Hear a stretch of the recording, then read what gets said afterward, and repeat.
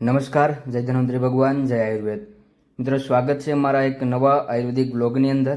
આ ચેનલની અંદર આપણે માનવ સેવાના વિડીયોઝ તથા આપણા આયુર્વેદિક બીમારીઓને લગતી સારવાર તથા બીમારીઓ વિશે માહિતી આપવામાં આવશે. અને સવારથી જ દર્દીઓ આવવાની શરૂઆત થઈ ગઈ છે.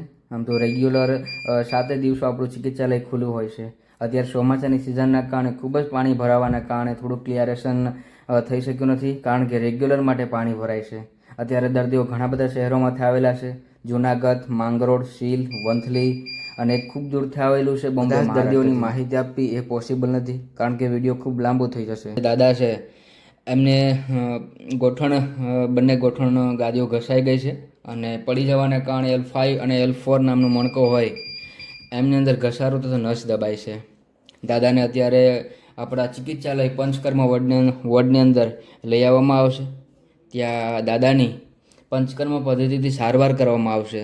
જેમની અંદર દાદાને જે ગોઠણોમાં ઘસારો છે એમની અંદર એમને જાનુક બસ્તી નામની જે પંચકર્મની અંદર થેરાપી હોય છે એ આપવામાં આવશે. અને મણકાની અંદર જે પ્રોબ્લેમ છે એમના માટે કટિબસ્તી નામની થેરાપી કરવામાં આવશે.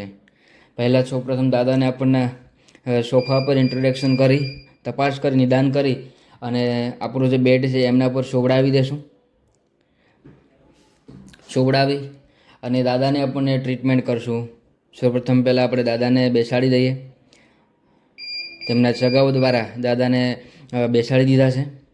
પહેલાં દાદાને જે પગની અંદર ગોઠણોમાં પ્રોબ્લેમ છે એ આપણને ફિઝિયોની અંદર ખાસ કરીને જોઈન્ટ કેર એક મશીન આવે છે એમનાથી એમને થોડુંક એવું મસાજ કરી સૌપ્રથમ દાદાનું પહેલાં નિદાન કરીએ. નિદાન કરવાની અંદર દાદાને L5 અને L4 મણકાની અંદર ખૂબ જ નબળાઈ, મણકાની ગાદીઓ ઘસાઈ ગઈ છે અને નસ દબાવવાને કારણે દાદાને સતત દુખાવો રહેશે.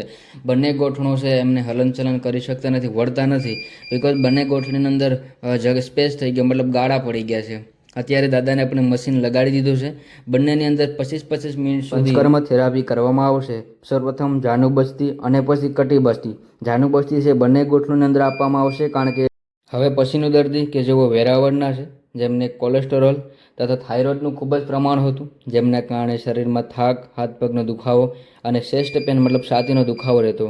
હું બંને દવા પીધા પહેલાંના અને પછીના રિપોર્ટ આમને બતાવું છું. બધા જ દર્દીઓની માહિતી વિડીયોની અંદર આપવી એ પોસિબલ નથી. જે મહત્વનું છે એ વિડીયોની અંદર આપેલું છે. ફરી એકવાર મળશું નવા વિડીયોની સાથે.